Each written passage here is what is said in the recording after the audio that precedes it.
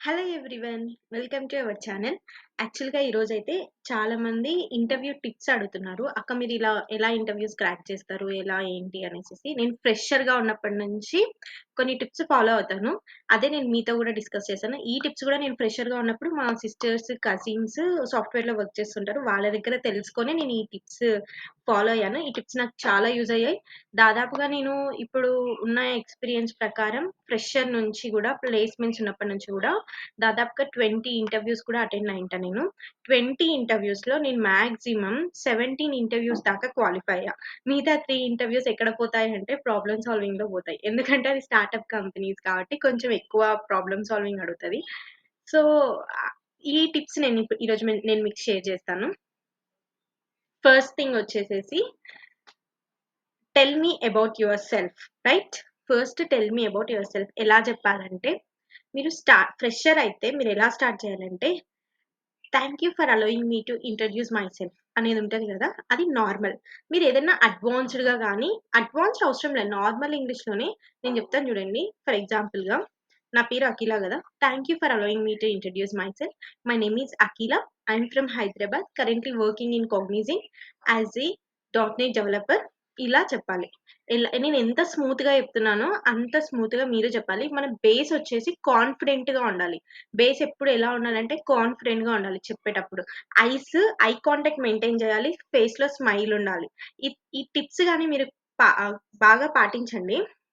ఫేస్‌లో స్మైల్ ఉండాలి. Eye contact ఉండాలి. అసలు టెన్షన్ అనేది మన ఫేస్ మీద కనిపించకూడదు. నీకు లోపల ఎంత టెన్షన్ ఉన్నా గూడా బయటికి మాత్రం టెన్షన్ కనిపించకూడదు. ఫేస్‌లో స్మైల్ అనేది మెయింటైన్ చేస్తుండాలి. స్మైల్ అంటే మరీ అంత స్మైల్ గాదు. జస్ట్ చిన్న smile. Okay.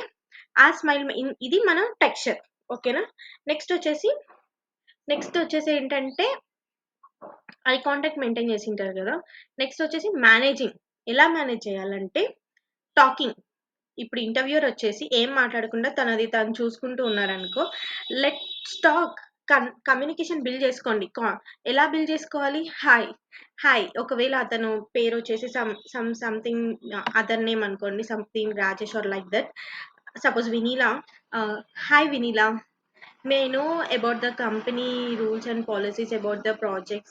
Currently, what are the technologies in the company we are using? అలా కమ్యూనికేషన్ బిల్డ్ చేయాలనమాట. కంపెనీలో ఎలా ఉంటుంది, టెక్నాలజీస్ ఏం యూజ్ చేస్తున్నారు అని చెప్పేటప్పుడు, అప్పుడే మీ కమ్యూనికేషన్స్ ఎలా చెప్పాలంటే, నేను కూడా ఈ టెక్నాలజీస్ నేర్చుకున్నాను. ఒకవేళ suppose they are telling, yeah! Currently we are using the Python, dot net development and also we are using the generative AI. Like that if they say anything, you have to say, yeah! I also learned about generative AI and also I have worked with some of the projects on this. And also I know the Python basics. Yeah! I know the technologies. ఇలా మీరు communication build చేసుకోవాలి. ఒకవేళ సైలెంట్‌గా ఉంటే. Talking skills బావుండాలి. మాట్లాడాలి. ఎక్కువ మాట్లాడాలి. ఎవరితో? ఇంటర్వ్యూయర్‌తో మాట్లాడాలి. ఇంటర్వ్యూలో సైలెంట్‌గా కూర్చోకూడదు. ఓకేనా? నీకు ఆన్సర్ తెలీదా?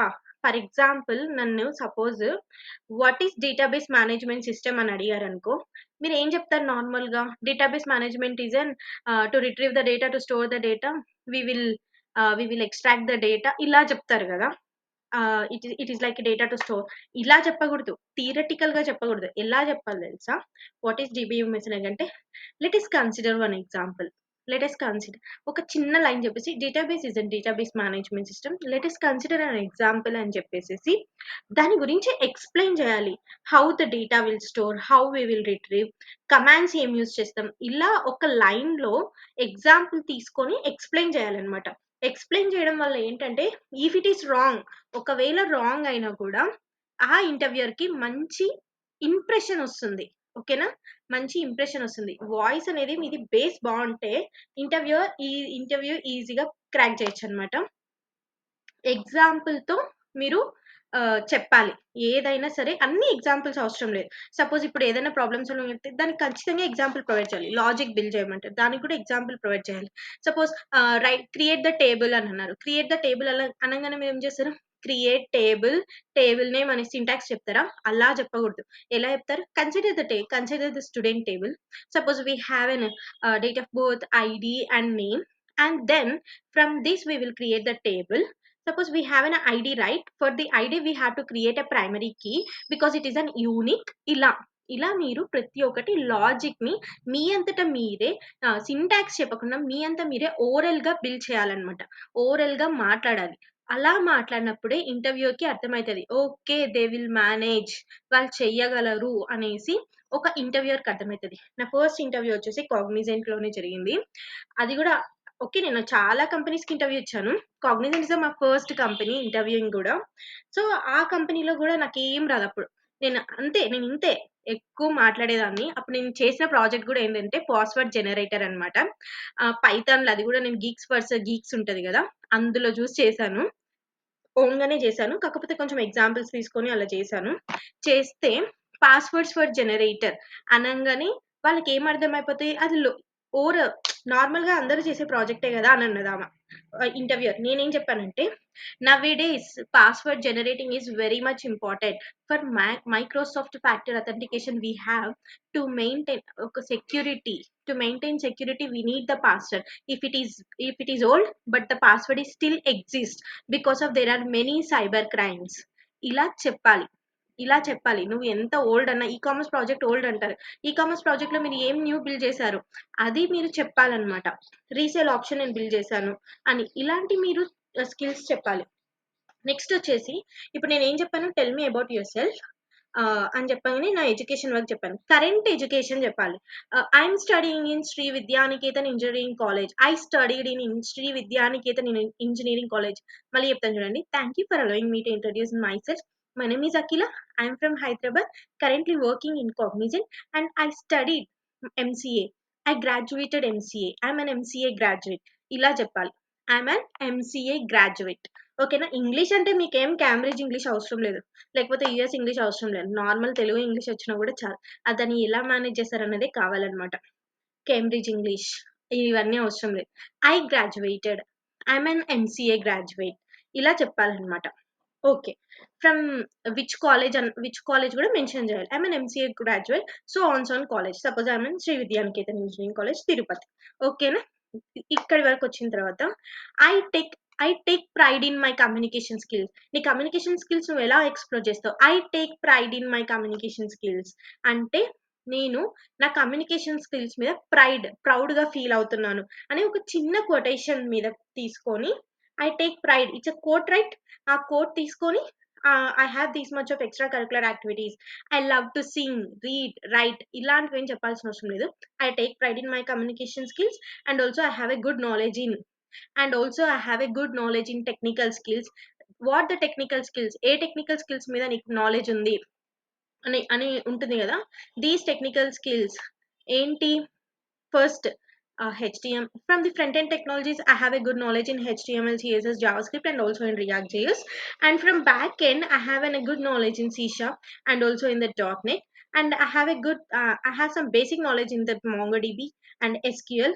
అని ఇలా డేటాబేసెస్ గురించి ఇలా మీరు ఫ్రంట్ ఎండ్ టెక్నాలజీస్ నాకు ఇవ్వచ్చు, బ్యాక్ ఎండ్ టెక్నాలజీస్ నాకు ఇవ్వచ్చు, ఫ్రేమ్‌వర్క్స్ నాకు ఇలా వచ్చు. ఇలా మీరు డిస్కస్ చేయాలన్నమాట.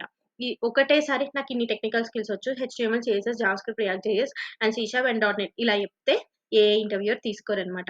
హ్మ్. ఫ్రంట్ ఎండ్ టెక్నాలజీస్ ఏమొచ్చు, బ్యాక్ ఎండ్ టెక్నాలజీస్ ఏమొచ్చు ఫ ఇలా మీరు మెన్షన్ చేయాలి. మెన్షన్ చేయడం వల్ల ఓకే. నీకు ఈ స్కిల్స్ వచ్చని వాళ్ళకి చాలా ఈజీగా అర్థమైపోతది.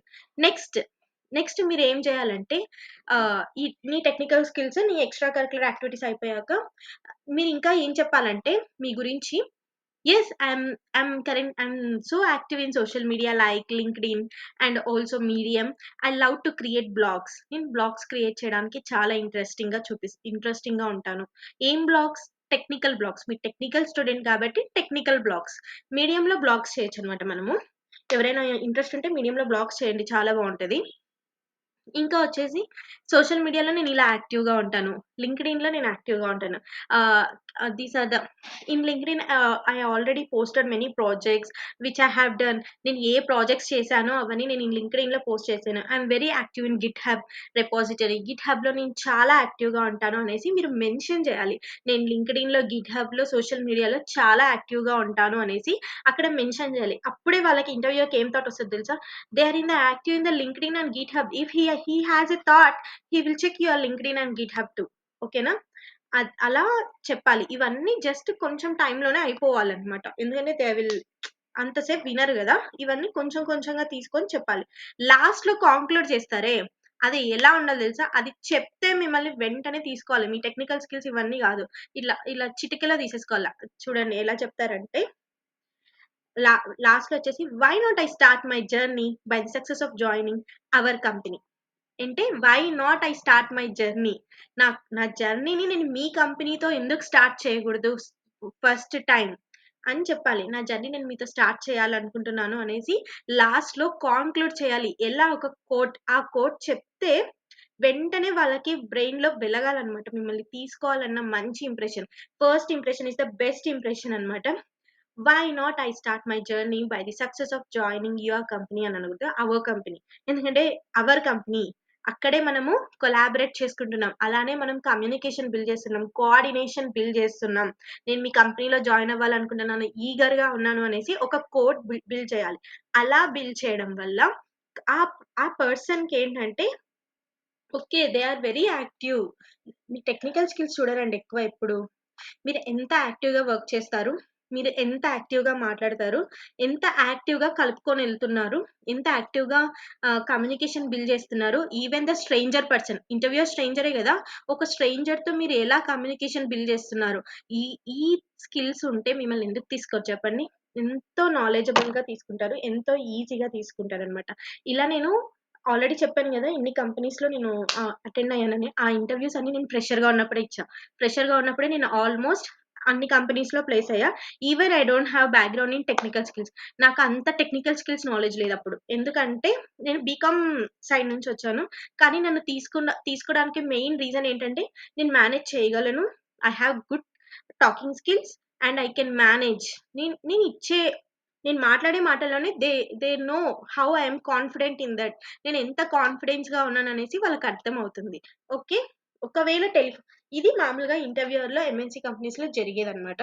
నెక్స్ట్ స్టార్టప్ కంపెనీస్‌కొచ్చేసరికైతే వాళ్ళకి ఎక్కువ కమ్యూనికేషన్ స్కిల్స్ అవసరం లే. నేను రావడమే tell me about your self కూడా అడగరు కొందరైతే. ప్రాబ్లమ్ సాల్వింగ్ స్కిల్స్ అడుగుతారు.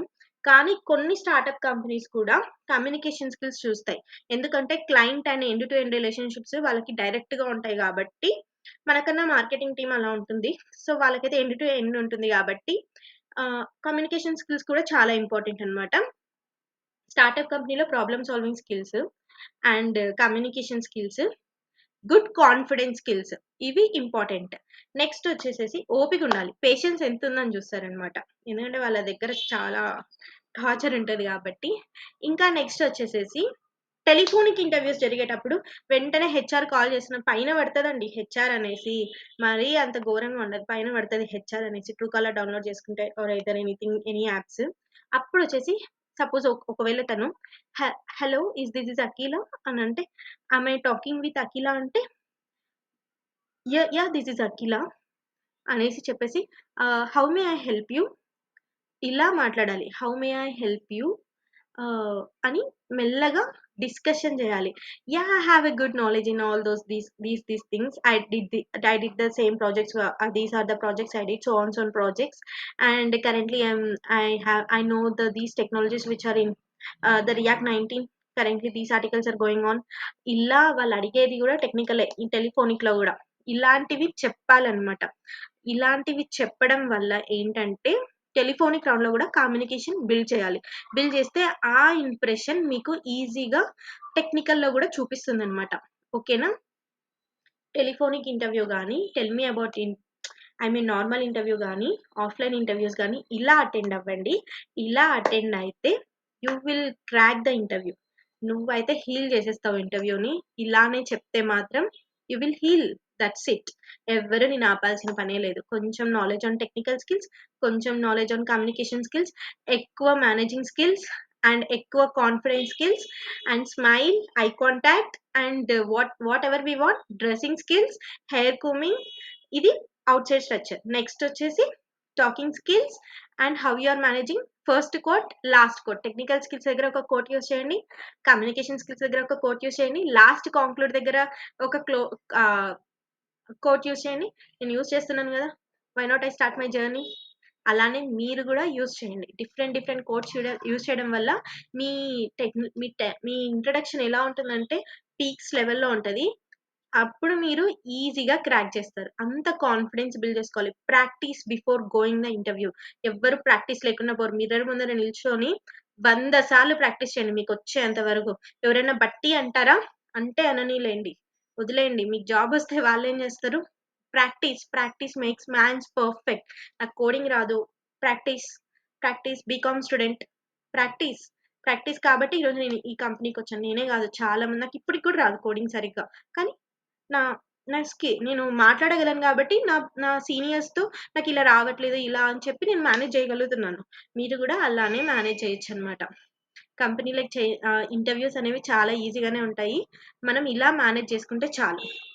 That's all about the video. And if you like the video, please share to your friends. These are the best tips which I can give you. Thank you and please subscribe to our channel.